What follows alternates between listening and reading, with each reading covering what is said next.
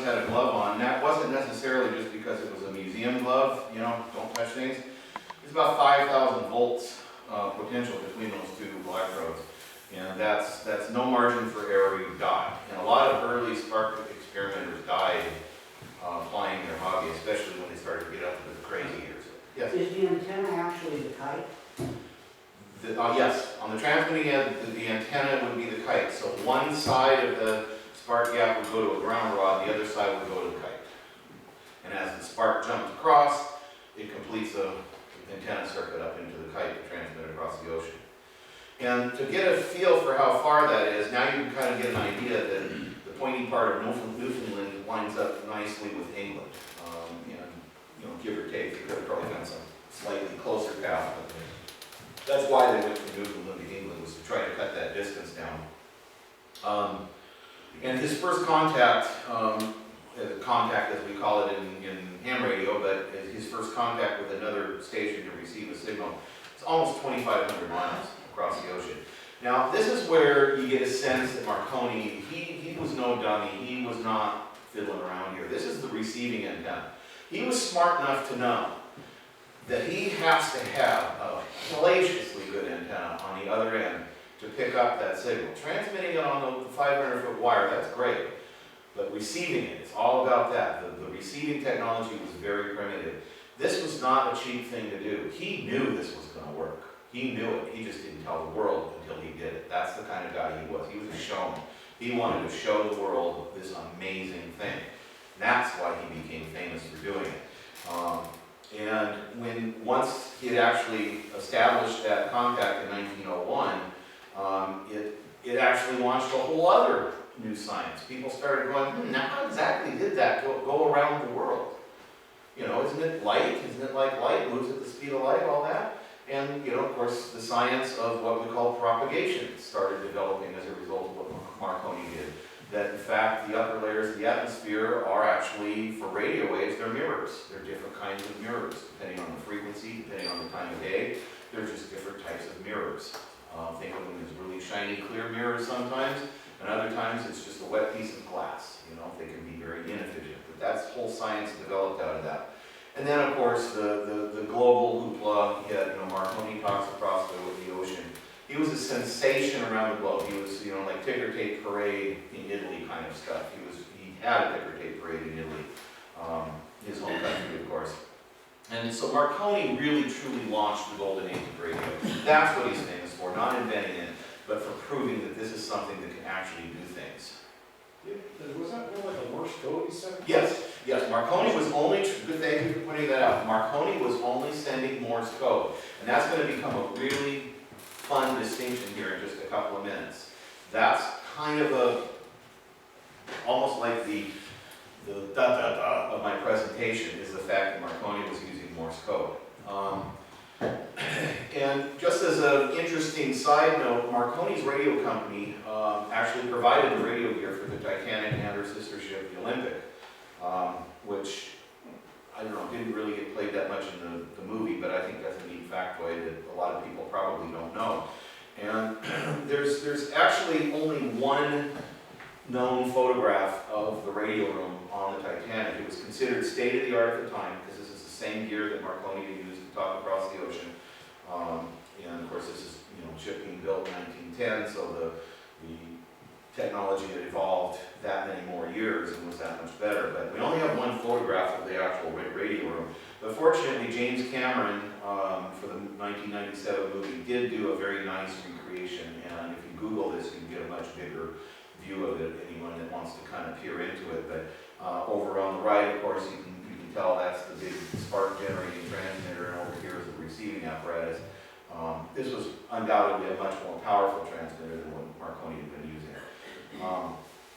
But on the night of the sinking, right after the next morning when everybody knew that something really, really bad had happened, Marconi was actually rushed in a boat with the New York Times out to the Carpathia before he even got to the dock to interview the one surviving radio man, Harold Bride, who was all of 21 years old, one on the right there. Unfortunately, senior radio man John Phillips, he died in the sinking, and he was 1925. So kind of tell that they didn't put a whole lot of experience requirements into something. It just wasn't considered that big a deal. Radio in those days on the Titanic was for rich people to send messages back home. Nobody really thought of it as being an emergency communication thing. That was really kind of an afterthought.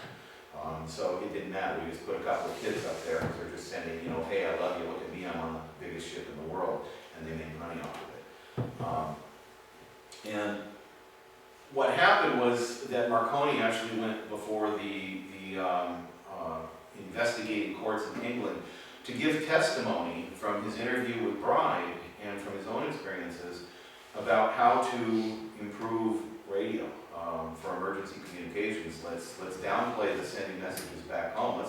This saved lives. This actually saved lives, and it was recognized as such. If you think about it, if radio hadn't been on the Titanic, nobody would have lived. There's no way, because that boat would have gone to the bottom and nobody would ever have known why or where. So, you know, that was, think about the magnitude of that, and you know, that Marconi was right at the forefront of that. But it could have been very, very different, very different. And this is a little fact that I don't think hardly any people ever hear about much. That out of gratitude for giving them a great deal on the radios for the Titanic and the Olympic, Marconi actually had a free first-class pass aboard the Titanic on the maiden voyage. But unfortunately, and fortunately for him, he had to be in New York 3 days earlier than the ship would have arrived. So 3 days before Titanic's maiden voyage, he went to New York on the Lusitania. And think about how different it would have been if Marconi had been aboard the Titanic and it sank, and he died with the ship. That radio thing might have been, they might have just said, no, this is stupid, you know, don't do it. It didn't do anything to save these people. I'm not going to risk putting that stuff in my boat. We're going to go back to flares or whatever. So it could have been a very, very different outcome.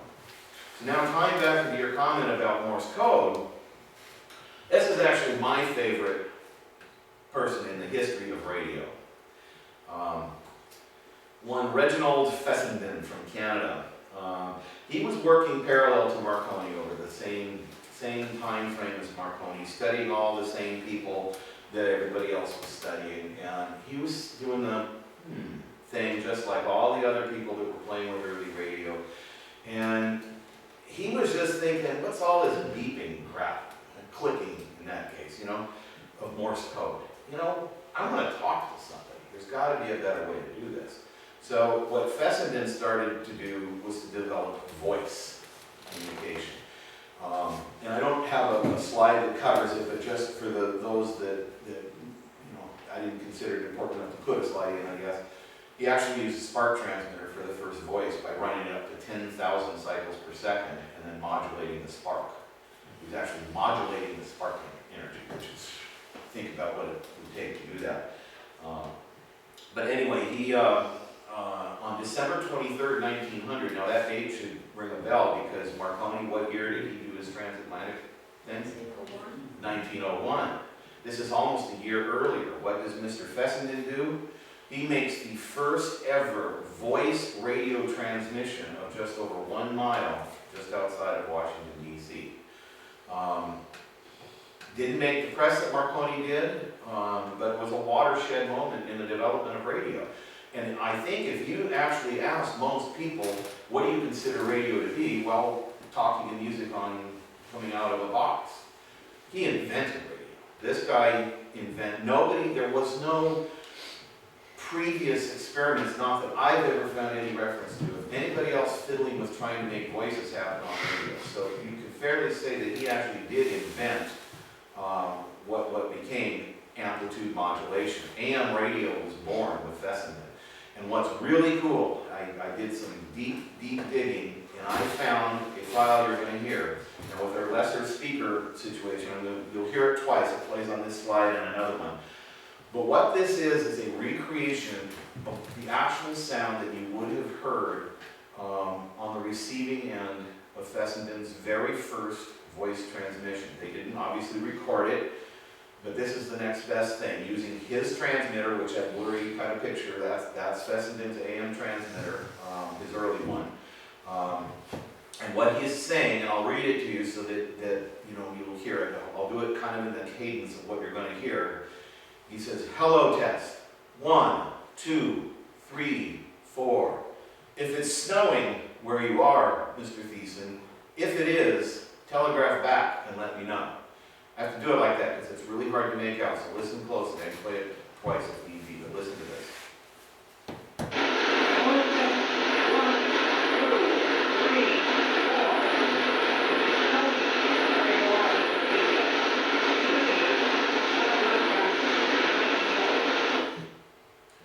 Now, I think that's absolutely astounding as a radio geek, mechanical, electrical geek, electronics geek, to think that he's actually modulating that horrific spark across those two electrodes with a human voice with nothing more than a carbon microphone. It's absolutely astounding to me that he created that development. So he stepped it up in a big way in 1906 with a much larger, much improved transmitter. He launched this giant antenna and went on the air, okay, for the first time. This is the very first radio broadcast in the history of radio broadcasts. And he read the biblical account of the birth of Jesus from Luke chapter 2 in the Bible. And then he played "O Holy Night" on his violin as he sang "Glory to God in the highest, and on earth peace to men of goodwill." This was the world's very first radio broadcast, the very first AM radio broadcast, no less. Fessenden really, he should have had a lot more, I don't know, maybe he just didn't go out there and put himself out there and say, "Look what I did." You know, this should have been just monumental news. For the most part, Fessenden is largely forgotten by most people who talk about early radio. This is the only known photograph of him seated at the desk in which he did this very first broadcast. Unfortunately, the actual transmitter isn't at the desk. They're doing something else here because the transmitter that he used was quite giant, and I do have a picture of it, and it looked like this. Picture very high power because we're modulating that spark very inefficiently. But let's go ahead and hear that sound bite again, and just so you can kind of picture what it would be like to see him standing in front of this, shouting into that horn that's playing into a little carbon microphone element down here, which is basically like what you have in an old-timey telephone. And then that carbon element is just modulating the high voltage going to the spark transmitter. So here we go again with that little sound bite.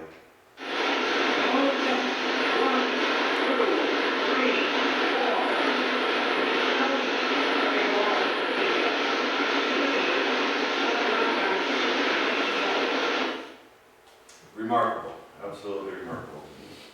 Even if it is hard to understand, it's just, if you get the technology that's, or lack of it, that's a pretty amazing thing. Who was receiving these messages, though? Well, in that case, it was, those people tend to be lost. That's a great question, and I tried to find answers to those, and it's largely lost to history. It was somebody that was just technical enough to manage the doing of it, but they weren't part of the development. It was just Mr. Thiessen was probably just a tinkerer friend of his that in and of himself made no developments, made no accomplishments to go anywhere. He just happened to be the Mr. Watson to Alexander Graham Bell. He just happens to be the guy that was on the other end. So it's kind of sad. I had hoped to have more information on who the receiving people were. Well, was he hoping, though, that who would listen to it when he was doing the Christmas Eve broadcast? Oh, yeah, that's a great point, and I guess I missed mentioning that. What he was doing with that Christmas Eve thing was he was transmitting. In that case, he was broadcasting. He was hoping that ships at sea would hear him. Now, there's no record that anybody did. Not that I could find, but that's what he was hoping to do. Because he figured that his range was probably equivalent to Marconi's by that point, and that he's broadcasting out into the great ocean, and the odds are probably highly great, almost inescapably great, that dozens and dozens of ships heard it. Because back then, in the days of spark gap transmitters, which this was, it was amplitude modulation, but still amplitude modulating sparks. It was sort of a size matters kind of a thing. The biggest signal won. So if my spark transmitter is really, really powerful, it's going to override any others that can be heard, just because of the detector technology. We'll get to that here shortly. So any ship that was within receiving range that was hearing his signal strong, is just going to blank out everybody else's signals, and his is going to be the one that's heard. And plus, the ships are listening for Morse code transmission, but then they would hear something like this. Can you imagine? Can you just imagine the radio man running in saying, "I don't understand, I'm hearing voices, boss." You know, and the kind of detector we'll get to, the kind of detector they were using, it wasn't a clack, clack, clack sounder, it was a thing called a coherer. And we'll get to that, but it's a granular type detecting device that, yeah, generally interpreted as clacks, or more commonly as prints on paper tape. But it would be perfectly capable of reading a modulated spark gap transmitter, and that's what we're hearing. That's a coherer detector that's actually receiving a spark gap amplitude modulated signal. That's why it sounds so raspy, you know, because it's remarkable. I mean, just imagine what the people on the ships saying, "You're not going to believe this. You are just not going to believe this. Quit drinking and get back to the radio." So, in 1909, we get the Nobel Prize for Physics, people all together, and radio now has just become this thing. It exists. The technology is out there. And so that year, Marconi and German physicist and inventor Karl Braun shared the Nobel Prize for Physics for developments made in the science of radio. And I don't want to downplay anything that Braun did. He did a lot of very important developments that we didn't cover, because there's so many people. If we covered everybody, we'd be here for a week. He did a lot of good stuff. He developed a lot of techniques and technologies and things. But poor old Reginald Fessenden, in my opinion, he is the true inventor of AM radio as we really know it. And there is a whole Fessenden camp out there that thinks Fessenden really got the dirty end of the 1909 Nobel Prize for Physics. So he never got one until today. So because it's my presentation, and I think he should have a Nobel Prize just for one day. Does anybody object to Mr. Fessenden? Oh, well, in that case, well done, Mr. Fessenden. Now he's got his Nobel Prize hanging around his neck, and I even went out and bought him a nice frame for it. So there you go. I think he should have been the co-winner of the Nobel Prize, because his development really gave us what everybody in this room considers radio to be, except for the one or two that might consider Morse code in that equation. But 99.999% of the humans on this earth would not consider Morse code radio, like Cairo in our car. So now we move on to Edward Branly, and this is one of those times where I have to kind of go back a little bit in time, because we have to talk about these detecting technologies. In order for a radio to happen, you have to detect that signal. It has to be decoded from the air, demodulated in a technical sense. And technically the first detector was the little ring that Hertz created, where we're inducting a little spark across the spark gap. But that's not really a detector in the classical sense.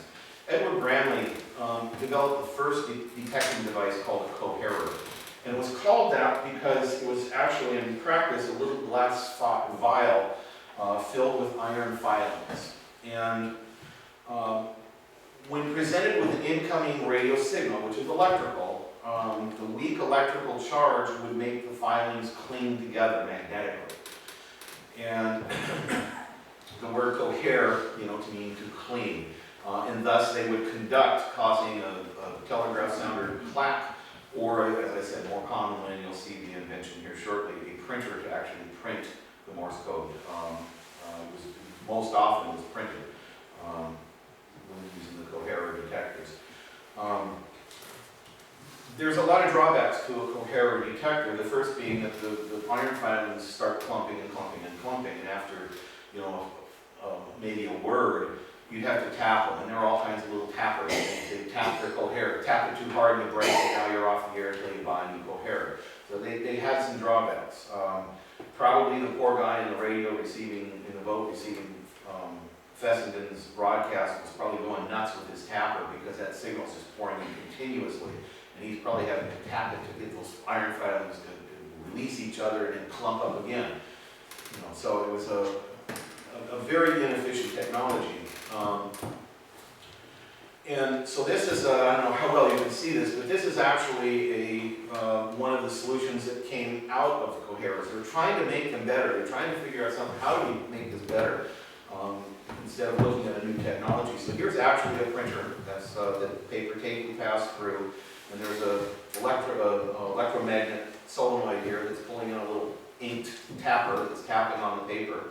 Of course, up at the top here, this is that's our aerial coming down into our tuned circuit that's tuned to roughly the frequency range where the radio waves are expected, that then feeds into the coherer detector. And then once that cohesion happens and the electricity passes down through, conducts through a battery, which then pulls in a contact, which then sends voltage up to another set of electromagnets that have a little arm on them that taps the coherer. So every single dot and dash that comes into this, you have a dot clack, dot clack, dot clack. So it's constantly, you know, redoing the filings. It's really clunky as a part of all that. It's like, you know, not the simplest solution to a problem. And, you know, so here's an actual, in practice, coherer clacker of that design. And it would allow high-speed code to be sent. So you had to send really slow in the coherer days. And this would allow much higher speed Morse code involved. So something better had to come along. And, you know, again, so we're kind of in the past here a little bit, but the crystal radio was the first big solution to that. And dual credit has to be given, and is now granted to be given to two different people. On the left, Sir Jagadish Bose of India, and no, he's not related in any way to Bose Audio. I'm not even positive that's how you say his name, I'm assuming it's Bose. And the guy on the right is an American Greenleaf Pickard. And there was a lot of patent dispute that it didn't end until the 1940s, but they're now equally recognized as developers of the crystal radio. But Bose is unique in that he was the first one to essentially develop semiconductors. Pickard was doing it differently. Bose was using the first metallic crystal detector, which is based on a metal called galena, form of lead sulfide. And so it's a crystal like any other crystal, except it's a metallic crystal. And what was used to detect the signal, the property that Bose discovered is that a metallic crystal has an ability to rectify AC signals, and radio waves are AC signals. It has the ability to pull that intelligence out of the air, just to use simple terms on it. And by using a metallic crystal, you can pull those signals out of the air because of the semiconductor properties of the galena. So a little device became extremely common called a cat's whisker detector, and it's called that because there's a little rotating arm with a small, usually brass wire on the end of it that looks like a cat's whisker, and it's in contact with a little piece of galena crystal that's been potted into lead in a little brass container. And this essentially was the world's very first true semiconductor. A galena cat's whisker is absolutely a semiconductor device, like a diode or a transistor in those kinds of categories. So it was a monumental moment in the development of a lot of things, not just radio. And early crystal sets started to just explode on the market because the detection capability of a galena cat's whisker detector was orders of magnitude greater than a coherer. I mean, this now made actual spoken voice detectable. And so we're going to hear, this is going to be even harder to hear, but the one characteristic of crystal radios is they're never very loud. And a lot of people try to come up with horns to make them play into a room, but they were never loud. They were always tinny. They still are. just the nature of the beast, because there's no amplifiers yet. But this is what actually tuning with a cat's whisker would sound like. So listen really carefully on this one.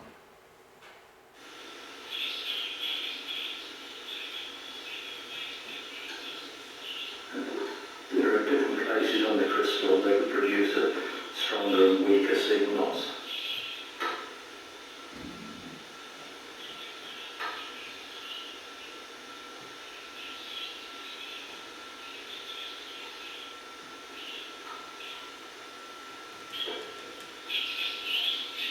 That's a good spot.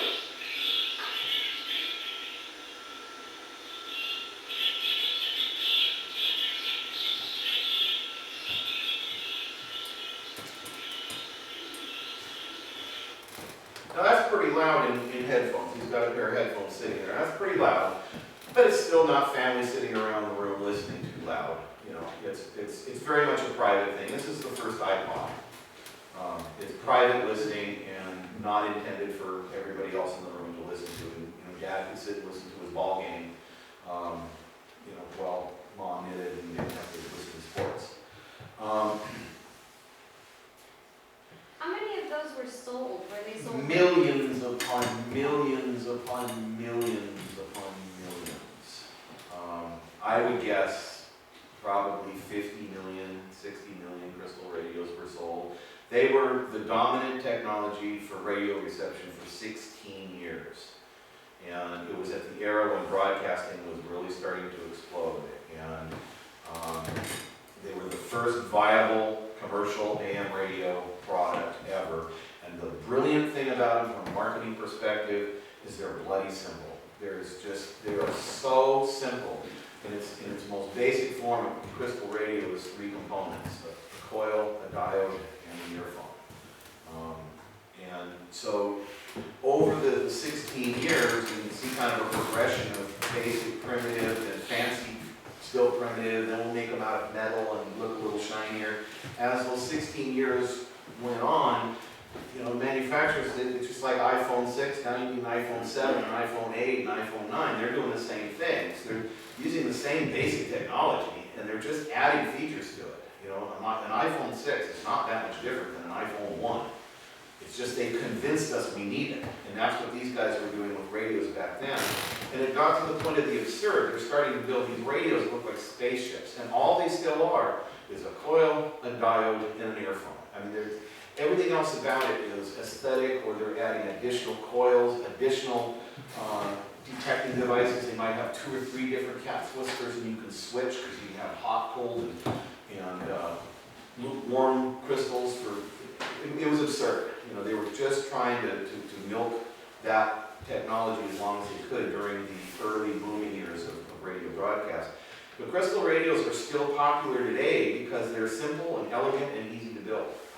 Kids build them, and they're very fun. If you ever want to really experiment with early radio, buy an inexpensive crystal radio kit. This is actually just a screen capture from the Google Images at Amazon.com of crystal radios you can buy. They're everywhere. Build them from scratch. This is a real famous kind of a radio that somebody, you know, in recent times built. It's a variation on what would have been called a foxhole radio back in World War I. You know, trench warfare, they want to know what's going on out in the real world. A rusty razor blade, a safety pin, they would have used pieces of tin eating ware to produce a capacitor and a coil of wire. And the rusty razor blade is also semiconductor. You just find places on there where the rust, which is a crystalline form, is still kind of in a weird zone between being metal and being totally oxide, and you'd be able to detect, and they'd be able to receive signals using their communication headsets that they're using down the trenches to talk. So very difficult, but you know, somebody built a recreation of that. Others go the other direction and go all beautiful and gorgeous. Again, so super simple that now you can focus on the aesthetic. So, you know, they're very, very popular still to this day. There's entire clubs devoted to crystal radios, and the plans on the web are absolutely